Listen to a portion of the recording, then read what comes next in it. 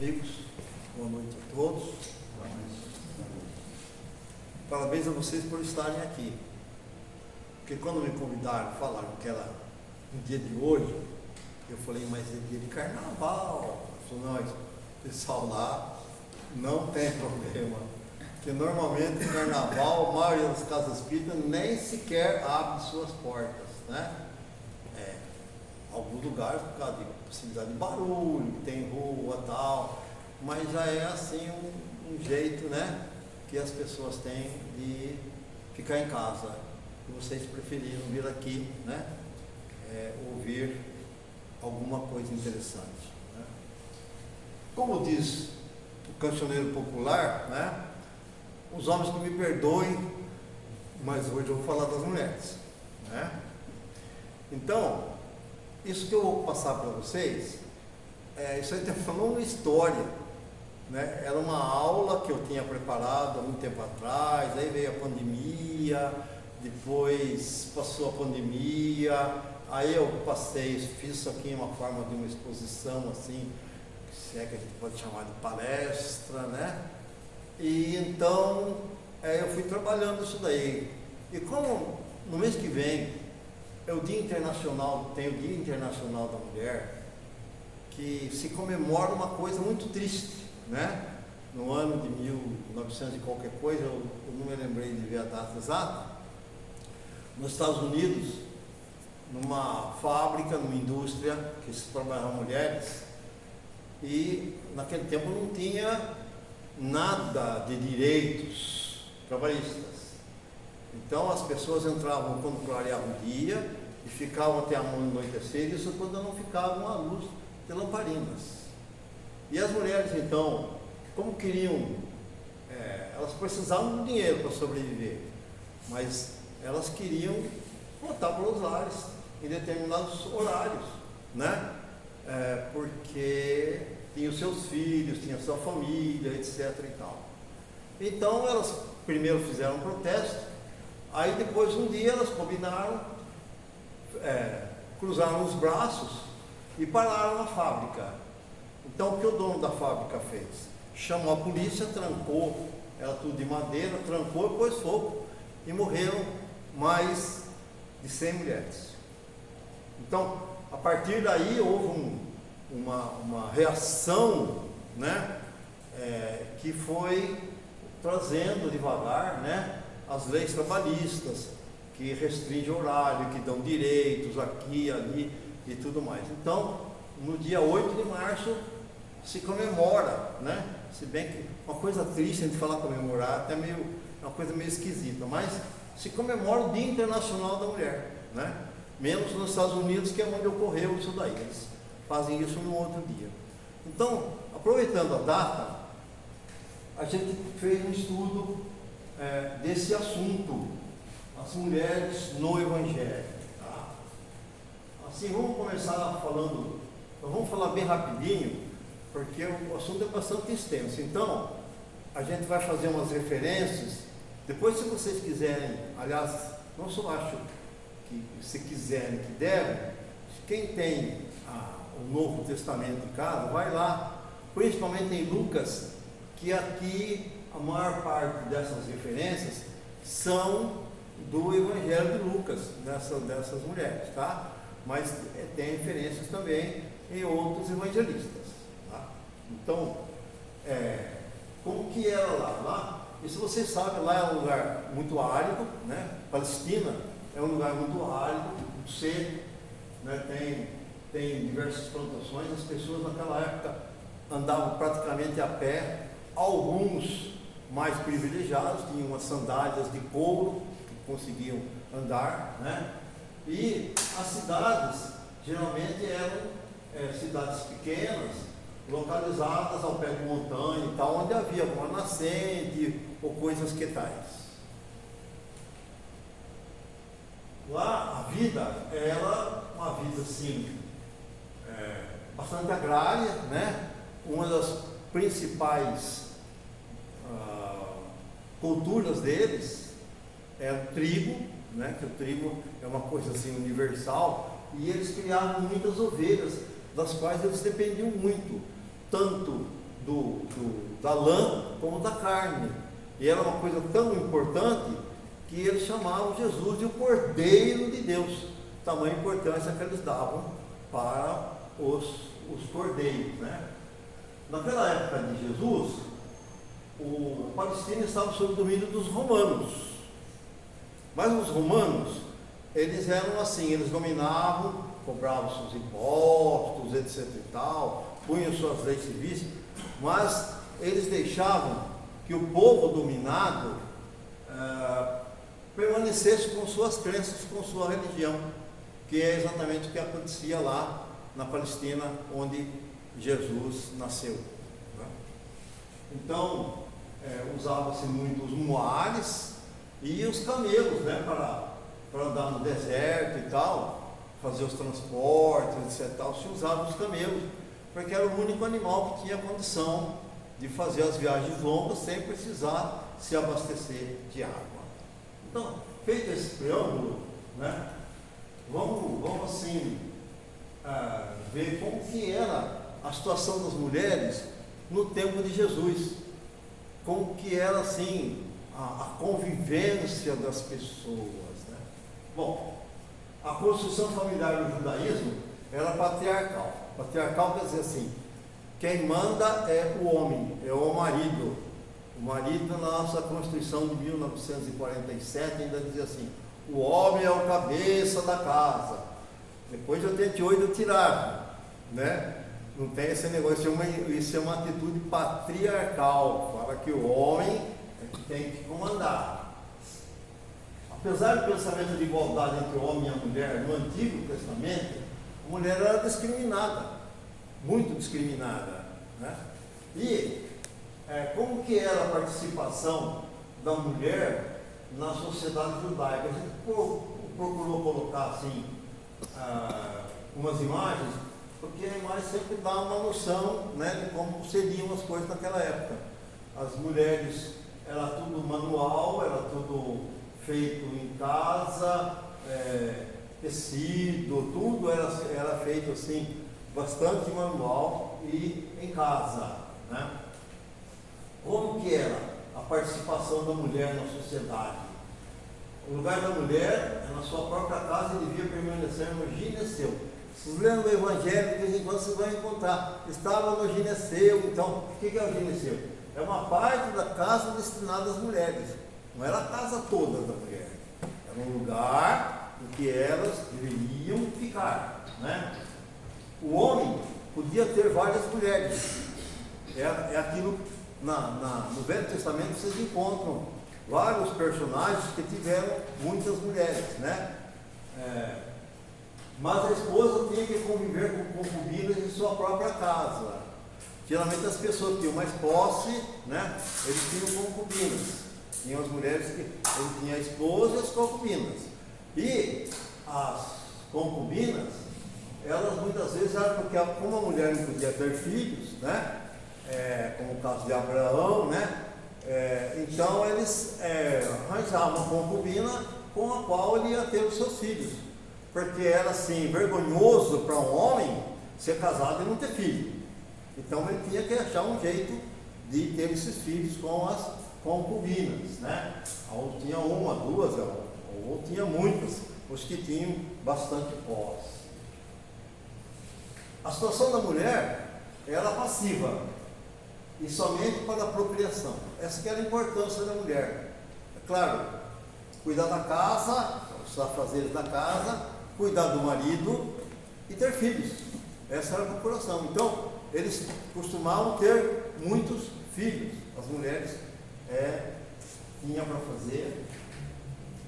E não podiam participar de banquetes nem em sua casa. Tem aquele famoso quadro da última ceia. Não tem nenhuma mulher lá, né? Embora não seja uma fotografia, né? Até aquilo lá é uma coisa diferenciado, porque na verdade, quando eles se reuniam no tempo de Jesus, não tinha mesa, eles se sentavam no chão, né, em lugares almofadados e tal, e ali eles faziam os seus almoços. Lá é uma figura, um símbolo, mas lá, assim, vocês veem que não tem nenhuma mulher lá, né? Aí diz assim que lá não tinha nem um japonês e nem o negro, porque o negro era assim, o que ia servir, e o japonês era o que fazia a comida. Mas isso aí já é aquela parte do preconceito das pessoas, né? A piada carregada de preconceito. Mas elas não podiam participar do banquete nem em suas casas. Era só os homens que participavam. A mulher fora de casa, como que era a mulher fora de casa? Ainda dentro daqueles padrões antigos do Antigo Testamento, né? Assim, se a mulher sair à rua sem cobrir a cabeça, ofendia os bons costumes, isso podia ser motivo para uma expulsá-la de casa ou divorciar-se. Nos países ainda, em alguns países muçulmanos, eles exigem mais do que isso, exigem que a mulher use a burca, só com aquela telinha aqui, e não pode se mostrar. Ainda são sociedades que vivem numa era igual a que tinha lá.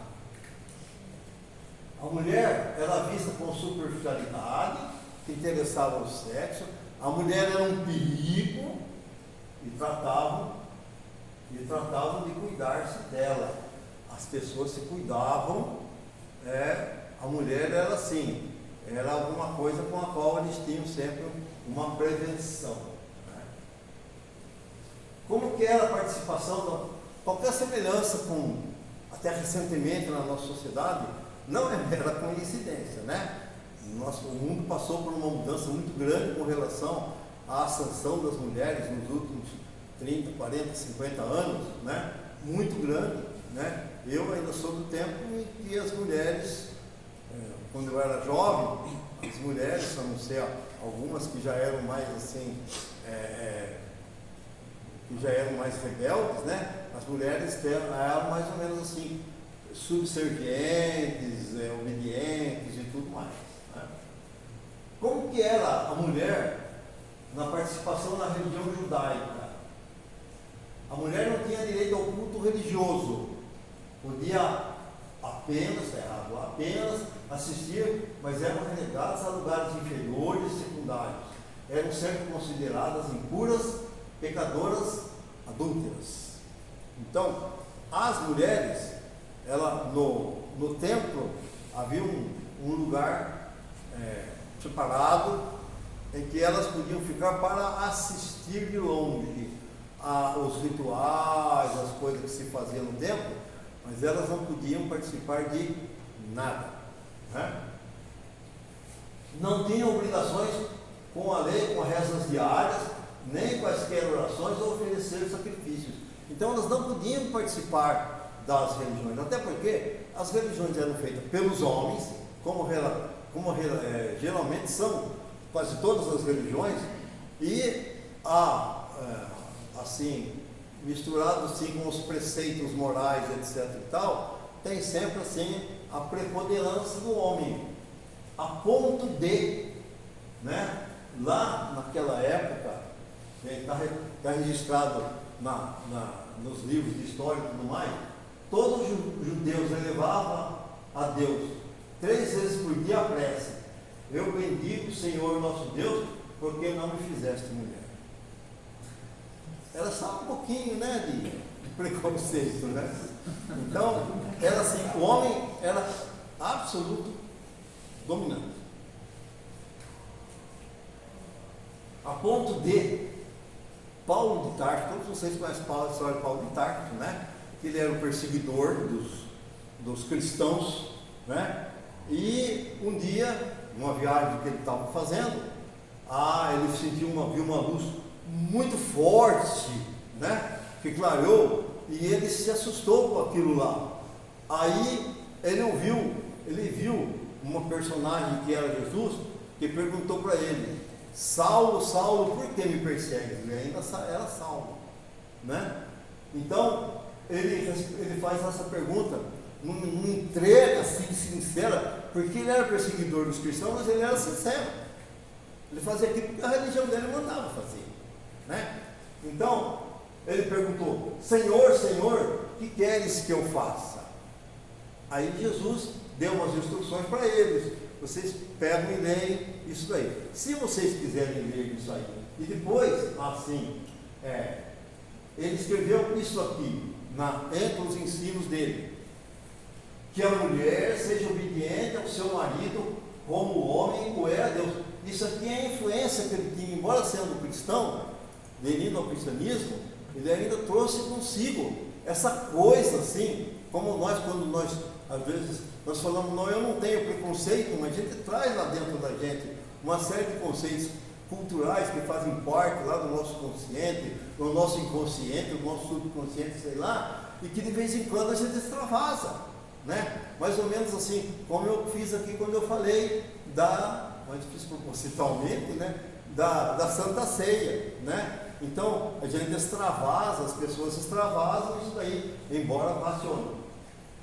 Que as mulheres aprendam no silêncio a sua submissão. A mulher deve cobrir a cabeça, mas o homem não, pois o homem é a cabeça da mulher. Então, isso que está aqui, em vários ensinos que ele deixou, ele deixa sempre assim, uma restrição para com as mulheres. Que elas, o que é? É aquilo que nós colocamos ali. É o ranço da sociedade, ranço judaico, da cultura judaica, que ele tinha e que ele não conseguiu se desfazer totalmente. Apesar de que ele foi uma pessoa tão importante, que dizem os historiadores, que se não fosse ele, o cristianismo podia até ter desaparecido, porque ele, com as suas cartas, com as suas visitas, com a sua cultura, ele transformou assim o cristianismo numa situação genérica. E quem quiser, por exemplo, quem não leu ainda esse livro, Paulo e Estevão, que é assim a obra-prima do Emmanuel, da literatura de romance do Emmanuel, né, em que ele conta a história desse homem extraordinário, né? Aliás, ao mesmo tempo que é um de ensinamento, é uma história de amor muito bonita, tá? Eu não vou contar o fim não, tá? Não tem que, vocês vão ter que ler o livro, é um livro grosso, mas é um livro que vocês leem assim, beleza, vocês estão muito animados a ler esse livro. O que a doutrina espírita fala sobre o homem e a mulher? Assim, no livro dos Espíritos, as questões 817, 822 a 822, fala assim, algumas coisas assim, que é o mais importante. O homem e a mulher perante Deus são iguais e têm os mesmos direitos. Isso aqui está lá no livro dos Espíritos, faz parte da terceira revelação, uma coisa fundamental do relacionamento das pessoas, do homem e da mulher. A inferioridade da mulher em certos países se origina do injusto e cruel império que o homem tomou sobre ela. É a força fazendo o direito. Então o homem é mais forte, ele domina e faz com que a mulher obedeça. A fraqueza física da mulher, falam os Espíritos, e Kardec transcreve lá no livro, a fraqueza física da mulher não a coloca sob dependência do homem. Deus deu a uns a força para proteger o fraco e não para se servir dele. Segundo o princípio de justiça, isso é uma coisa que hoje está muito assim, as pessoas agitadas falando isso. Segundo o princípio de justiça, uma legislação para ser perfeitamente justa deve consagrar a igualdade dos direitos sobre o homem e da mulher. Consagrar a igualdade de direitos, não de funções, mas de direitos, né? E o Allan Kardec, na Revista Espírita, fala assim: renascer homem ou mulher. O homem e a mulher são diferentes apenas quanto ao organismo, pois o espírito é um só e não tem sexo.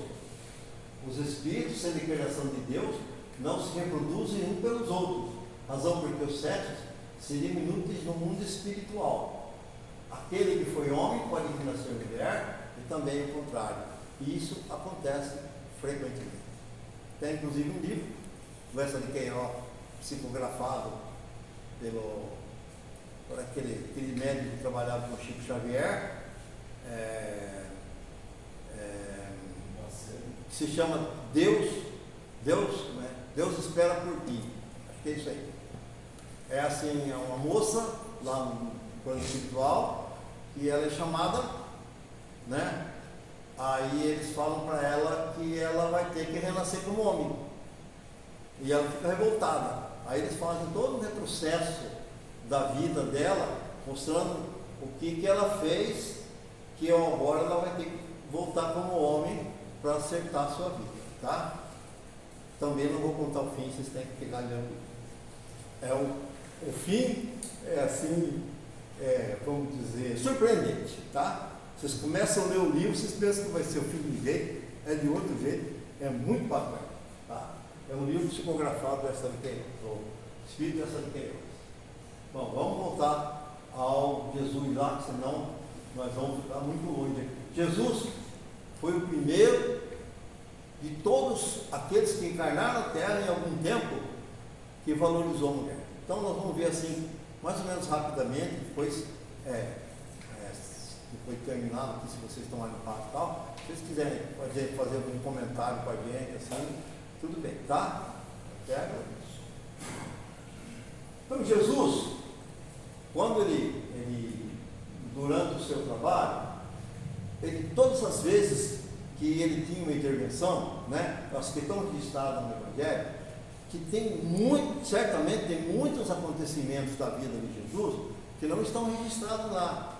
Alguns estão registrados em outros evangelhos que não são considerados, né, não foram considerados pela Igreja Católica como verdadeiros e que ficaram lá assim, meio esquecido e tal, né? Então, Jesus inaugura uma nova experiência recuperando as pessoas, restituindo a integridade e dignidade. Então Jesus tratou as mulheres com toda a dignidade que ela merecia, assim como os homens também mereciam. Posicionou-se contrário à opressão e à marginalização da mulher, bem como de outros excluídos.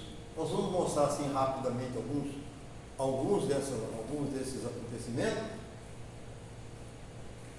e a gente vai notar o quanto Jesus ela se, vamos dizer, era revolucionária para a sua época, contrariava todos aqueles conceitos, né, machistas que tinha na religião dos judeus.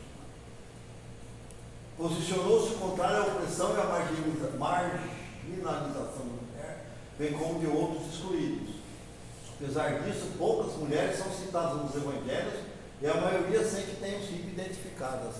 Então, muitos desses casos que houveram, né, claro que Jesus ficou 3 anos trabalhando e pregando.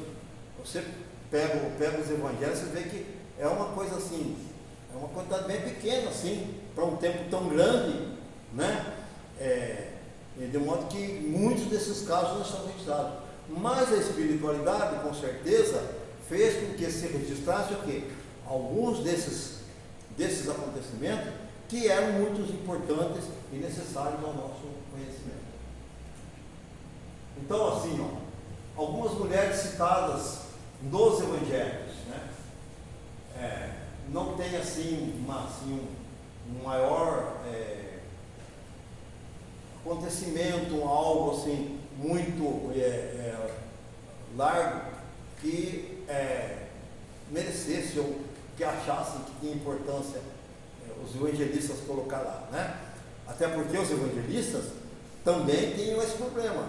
Eles receberam a mensagem de Jesus, mas lá no fundinho dele, no subconsciente, eles ainda estavam influenciados por essa coisa.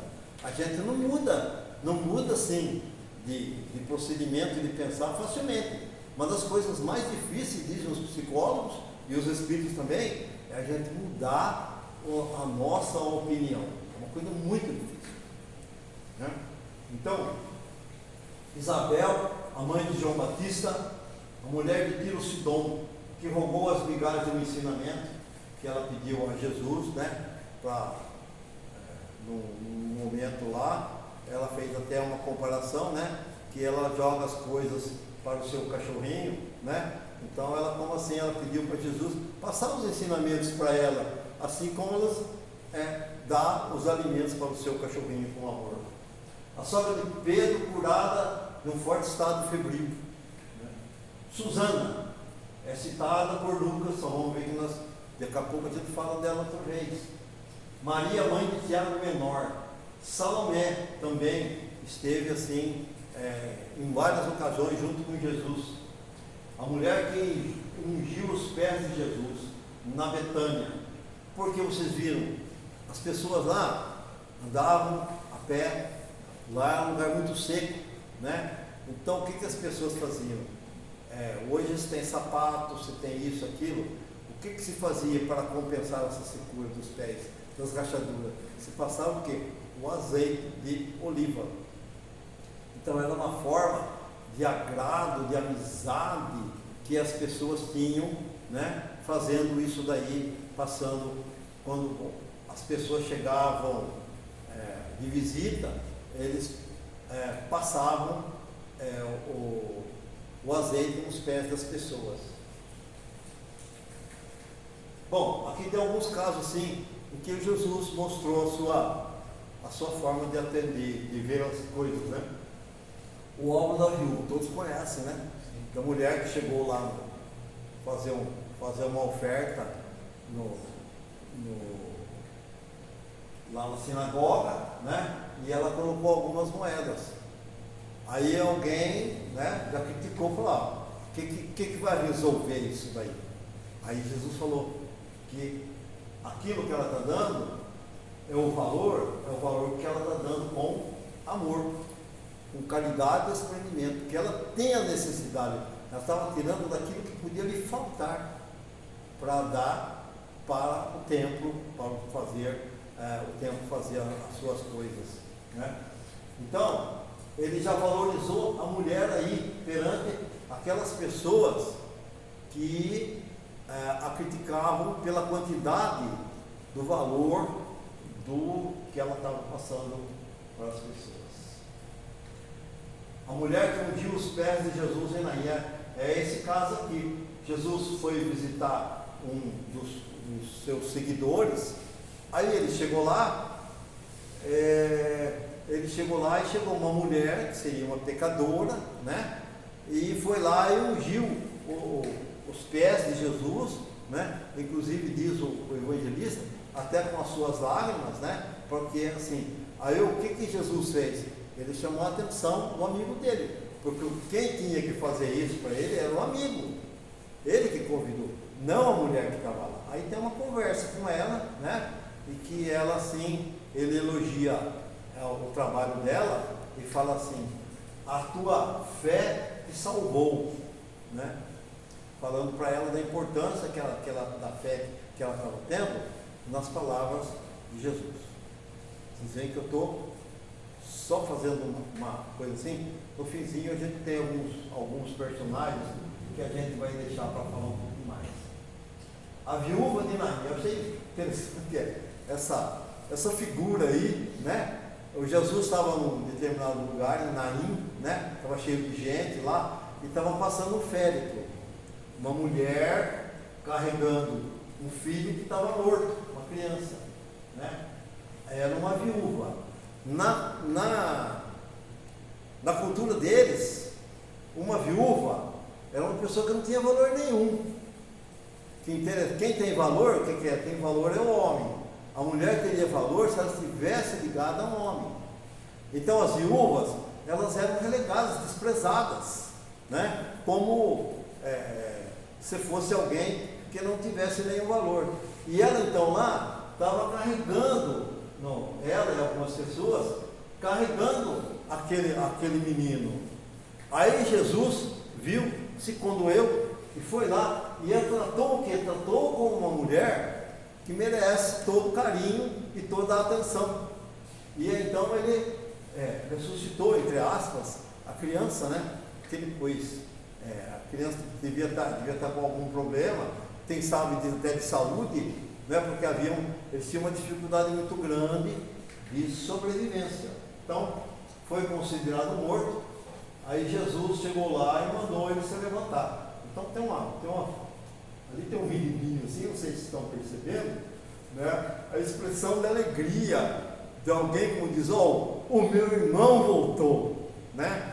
E esta situação de alegria é o que Jesus procurava passar para as pessoas, né? como parte da sua doutrina. A mulher tem fluxo de sangue, a mulher hemorroida. Ela tinha há muitos anos, ela tinha um problema de hemorroida. E as mulheres, naquela época, na fase de menstruação, eles consideravam que a mulher era venenosa, ela não podia nem encostar nas pessoas, né? Você imagina essa mulher anos assim, todo mundo, todas as pessoas desprezando essa mulher, escorraçando ela de onde ela estivesse. Então, quando ela chegou lá, né, havia que nem uma aglomeração, aí Jesus disse assim, quem me tocou? Né? O Pedro, né, teria dito para ele, mestre, a multidão te aperta, comprime e diz, quem me tocou? Como é que, né? Todo mundo aqui, junto. Ele falou, não, alguém me tocou porque de mim saiu uma virtude, de mim saiu um fluido, de mim saiu alguma coisa, uma energia, e foi para essa mulher que estava lá, né? E a mulher se identifica e está curada. E ele diz para ela, tem bom ânimo, filha, a tua fé te salvou, vai em paz. Esse salvou, podia ser colocado, a tua fé te curou, né? Por quê? Porque ele estava assim, realmente, dando atenção para aquela mulher. A mulher encurvada, no Evangelho fala, ela estava assim há 18 anos. Né? Jesus viu aquela mulher encurvada e disse assim, mulher, estás livre da tua enfermidade. Ele impôs as mãos, imediatamente ela se endireitou e glorificava a Deus. Só que ele fez isso num sábado. E sábado, lá, era proibido fazer qualquer coisa, inclusive fazer o bem. Então, ele foi, aí ele tem um diálogo com as pessoas, né, a respeito do sábado, que ele diz que o sábado foi feito para o homem e não o homem para o sábado. Né? Hoje o dia de descanso nosso é o domingo, mudou as ideias, mas a ideia é a mesma. Né? Lá nos 10 mandamentos, né, no Antigo Testamento, que é assim, vamos dizer, a chave para a gente entender o que é realmente de Deus naquele monte de livro lá, né? É aquilo que estiver de acordo com aqueles 10 mandamentos. Um deles é aquele que manda guardar o dia de sábado, inclusive o teu servo, o teu animal, etc. e tal, porque as pessoas precisam de um descanso. É uma coisa não só espiritual, mas física, também necessária física, que as pessoas têm que ter um limite. Lá não tinha limite de horário, não tinha limite de nada. Então, nos 10 mandamentos, foi colocado isso daí como uma das leis de Deus, né? Então, era o sábado, não importa se é sábado, o sábado, ele fez isso, não só porque era sábado, mas também porque era uma mulher. A cura da filha de Jairo, o chefe da sinagoga. Então apresentaram, chamaram ele, porque tinha uma menina, a filha do chefe da sinagoga. O chefe da sinagoga era assim, um administrador do templo, né? E então, embora ele não fosse cristão, e ele tivesse assim, a gente dá a entender que ele estava em cima do muro, né? Ele não sabia, ele era judeu, ele era guardião de onde se cultuava as leis dos judeus, né? E, no entanto, eles foram pedir a Jesus, a ajuda de Jesus, né? E a quem ele acudiu? A mãe dessa criança. Ele diz, a criancinha não morreu, mas dorme. E pegando a mão da criança, disse, mocinha, eu te digo, levanta-te. Disse para dar-lhe algo de comer. O que isso indica? Indica que a menina estava, na verdade, subnutrida, né? E Jesus, então, faz isso, mas com uma forma carinhosa, né? Como naquela época era absolutamente raro. A mulher de Samaria, essa é uma página muito linda do Evangelho, né? Jesus vinha caminhando, e resumidamente, tinha uma mulher na beira de um poço, tirando água, né? E ele chega lá e ele pede água. O que era? Por que é importante? Porque os samaritanos, eles eram pessoas assim, consideradas pelos judeus como pessoas absolutamente desprezíveis. Eles tinham costumes diferentes dos judeus, crenças diferentes, etc. e tal. E Jesus, inclusive, numa outra oportunidade, ele falou como exemplo, como modelo de caridade, quem? O bom samaritano, que era assim mesmo para, vamos dizer, agredir, entre aspas, né, as ideias dos judeus, né? Então, ele era considerado alguém desprezível, e ele começou a conversar com a mulher e ofereceu para ela água viva. E nessa conversa, ela primeiro chamou ele de judeu, depois ela foi chamando de mestre e tal, até chegar à conclusão de que ele era o Cristo, ele era aquela pessoa que era prometida para melhorar todos. Aí ela pega, vai até a vila onde ela morava, né? Ele fala da vida dela, inclusive, né? Então ela vai até a vila, chama as pessoas e chama Jesus para ir lá ensinar para eles o Evangelho, e ele fica vários dias lá fazendo isso, né? Para os judeus, só de conversar com uma samaritana já era uma coisa terrível, terrível, né? Mas ele foi e enfrentou. A mulher adulta, todos vocês conhecem, inclusive é um exemplo da expressão de não julgar, né? A mulher que foi levada à frente dele para ser apedrejada, né? Aí ele, vocês sabem, ele parou, ficou escrevendo no chão assim, né? Como que quem diz aqui, ó, vamos ver o que vai acontecer com esse povo. Aí ficou todo mundo pronto para apedrejar ela, né? E aí ele faz essa expressão: aquele que estiver sem pecado, que atire a primeira pedra. Só isso aí tem um ensinamento, daria para a gente ficar o ano inteiro falando, né? Quem não tiver pecado, que atire a primeira pedra. Se fosse um de nós, uma pessoa qualquer de nós, não sei, acho que eles iam atirar as pedras, né? Só que Jesus, ele tinha uma presença assim extraordinária. Não à toa os Espíritos falam que foi o Espírito mais elevado que um dia encarnou aqui no nosso mundo, né? Então, ele falou para ela: ninguém te condenou, nem eu também te condeno, vai e não peques mais. Por quê? Porque estavam condenando a mulher porque ela era pecadora, mas em nenhum momento eles falaram dos homens que conviveram com ela, que eles, se é pecado, todos eles também estavam em pecado, e todos eles deveriam ser apedrejados se fosse levar a rigor esse ensinamento. Bom, aqui assim, só no título de informação, né? Mulheres que serviam a Jesus com seu bem. Algumas mulheres que tinham condições financeiras e que ajudavam aos deslocamentos de Jesus, né? Não era um patrocinador que nem agora, não, né? Eles simplesmente ajudavam, colaboravam. Muitos tinham fazendas e elas davam os seus bens nas suas fazendas para que as pessoas pudessem acompanhar Jesus, né? Aí ele fala de Joana, mulher de Cusa, procurador de Herodes. O Cusa, ele odiava Jesus, e ela fazia isso às escondidas, né? Dizem os Espíritos que no fim da sua vida ela foi presa e foi morta na arena lá pelos romanos, nas suas festas.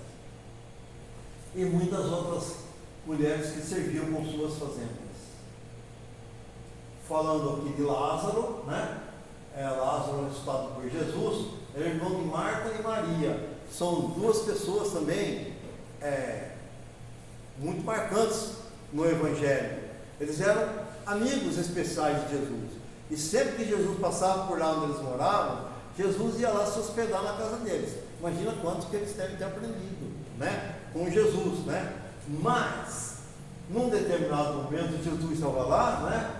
E a Marta foi lá e falou: fala para minha irmã me ajudar, né? Enquanto ela estava lá fazendo as coisas da casa, a irmã estava lá sentada aos pés de Jesus, ouvindo seus ensinamentos, né? Então ele fala assim: Marta, Marta, estás ansiosas e te ocupa de muitas coisas, entretanto poucos são necessárias, ou antes uma só, pois Maria escolheu a boa parte, que não lhe será tirada. Quer dizer, nós temos, aí ele dá uma lição de desapego das coisas do mundo, né? Através dessas duas mulheres que tiveram uma importância muito grande lá. Vamos falar agora de mais duas só, né? Maria de Magdala é uma personagem assim, uma das mais faladas do Evangelho, né? Vira e mexe aparece um documentário falando que ela foi isso, que foi aqui, etc e tal, né? Os religiosos e tudo mais falam muito da Maria de Magdala, né? Maria de Magdala diz assim, que era uma mulher da qual Jesus expulsou 7 demônios. Ela era uma mulher obsediada, né? Como fala 7, é uma coisa simbólica, né? Eu estou correndo aqui, vamos ver se vamos chegar no fim já. Ela expulsou 7 demônios. Depois ela passou a ser seguidora de Jesus. E em seguida, quando ele foi, ela seguiu, quando nós vamos ver um pouquinho assim, as mulheres que seguiram Jesus no seu sofrimento todo, ela inclusive estava junto, né? Quando ele ressuscitou, entre aspas, né? Quando ele reapareceu materializado, para quem que ele apareceu primeiro? Ele apareceu para Maria de Magdala, né? Para Maria de Magdala.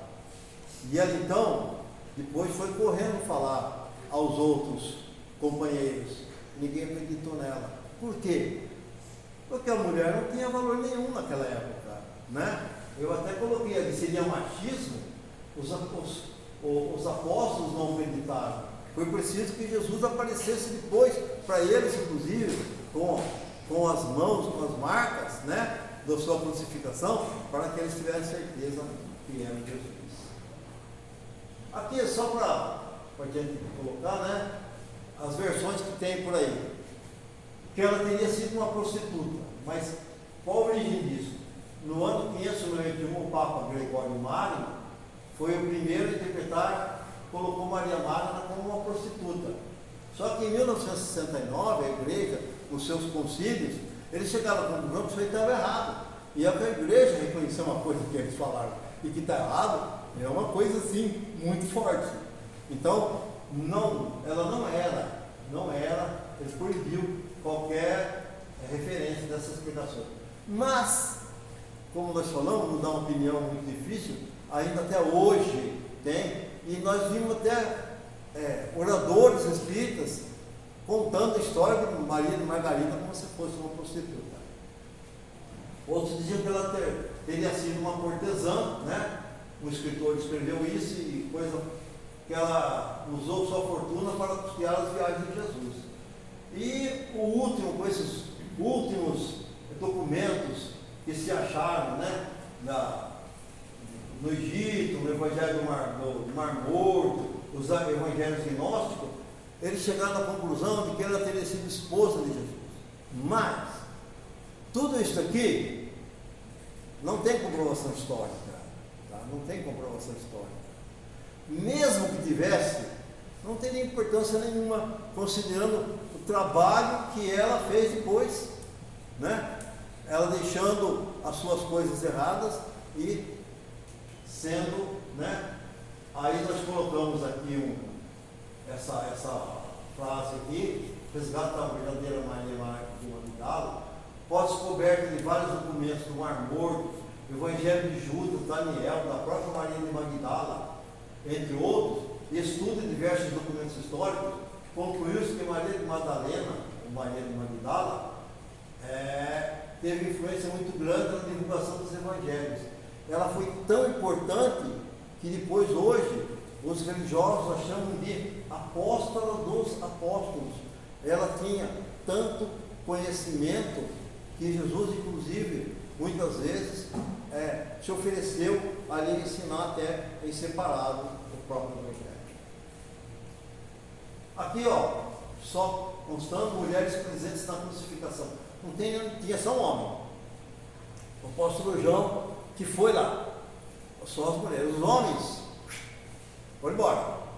Pedro, inclusive, né, lá falou para ele que ele ia negar 3 vezes, né, que era amigo de Jesus. Aí perguntar, isso aqui é amigo de Jesus? Eu não, né? 3 vezes ele negou.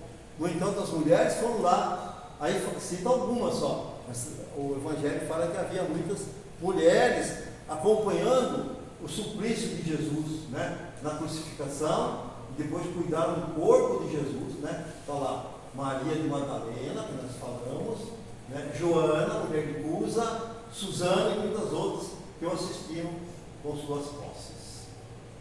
E para encerrar, vamos falar aqui da Maria, mãe de Jesus.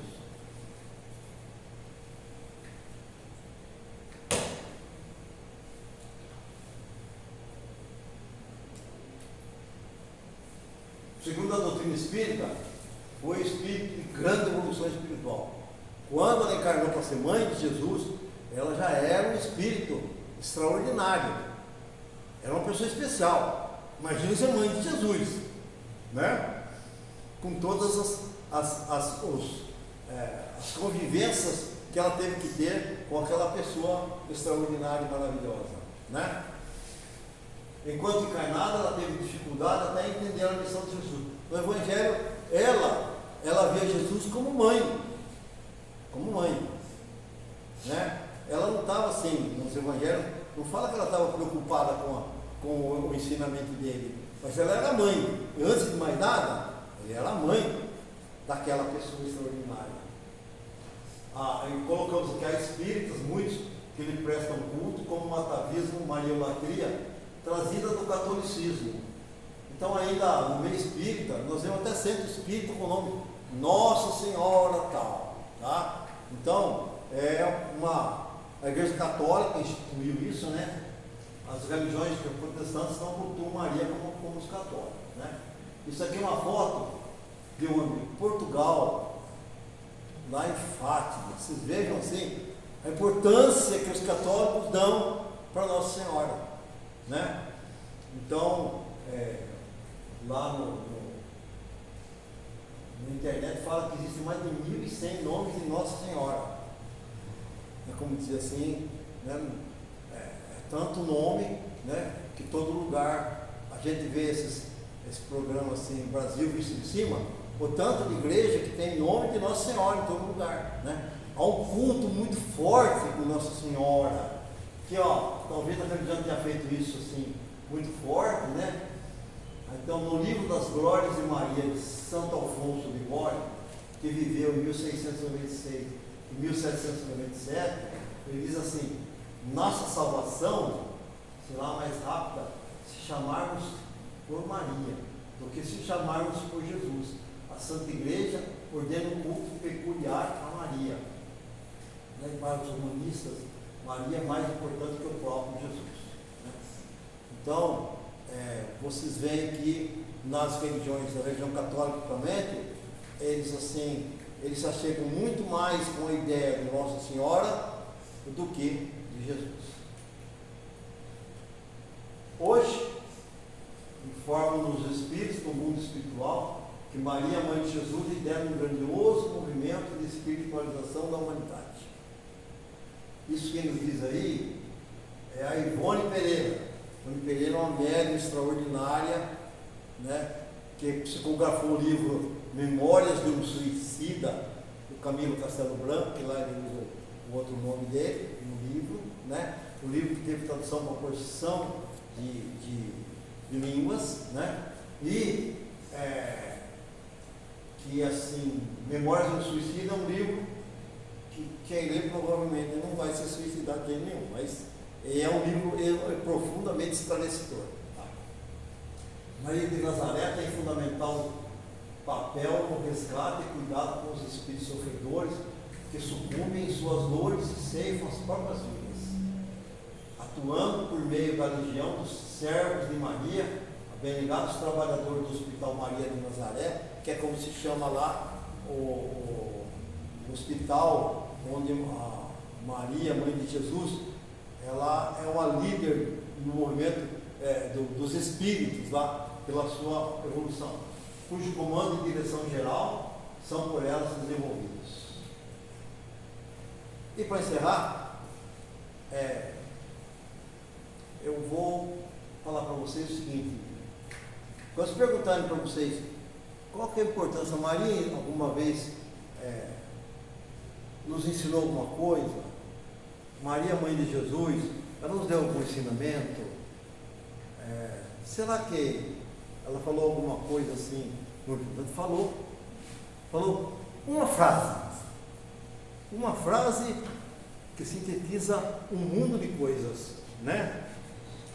Que assim, os protestantes falam que Maria tem a chave da porta do fundo do céu, por isso que os católicos vão por ela, né? Que é mais fácil por ela que atender os ensinamentos de Jesus. Mas não é verdade. Mas para alcançarmos o reino de Deus em nós, temos que seguir o seu mandamento. Todos vocês se lembram, logo no começo da sua pregação, Jesus foi numa festa, as bodas de Caná, e lá acabou o vinho, né? E Jesus mandou que enchessem as vasilhas com água, e o pessoal, que é isso, né? Não foram, não consideraram. Mas Maria, que era assim uma pessoa de respeito lá, ela deu um ensinamento que serve para todos nós sempre. Qual que é o ensinamento? Fazei tudo que Ele nos manda. Eu tinha uma poesia para ler, mas eu não vou ler que está passando muito tarde. Eu quero agradecer a todos vocês pela paciência que tiveram, né? Eu quis passar muita informação, mas eu trabalhei uma porção de dia assim, cortando, falei, não, isso que eu vou falar, isso eu não vou falar, isso eu não vou falar, mas a gente tem alguma coisa que teve que esforçar para resumir, tá? Fica aí a minha mensagem para vocês, para as mulheres e para os homens, né? Porque hoje, quando as mulheres estão assim, fazendo no mundo inteiro, mudaram muito suas posições, e elas estão mostrando que elas têm as mesmas condições que os homens, e que falta, assim, colocar em função aqueles ensinamentos que os Espíritos nos deram já em 1857, que nós passamos para vocês aqui, né? Uma sociedade, para ser justa, tem que dar direitos iguais ao homem e à mulher. Então, minha homenagem a todas vocês, em especial as mulheres, né? A lembrar, assim, as mulheres que permitiram que eu viesse aqui, a minha mãe, minha avó. Se não fossem elas, talvez eu não tivesse encarnado aqui. Vocês também, né? Nós vamos esquecendo dessas mulheres extraordinárias, dessas muitas mulheres extraordinárias que existem, as mães, né? Que cuidam das crianças, de crianças carentes, enfim, uma coisa que só elas sabem fazer com o amor materno, que é uma coisa muito especial. Muito obrigado a todos vocês. Desculpe assim o tempo que eu tomei de vocês. Espero que sirva para uma reflexão para todos nós.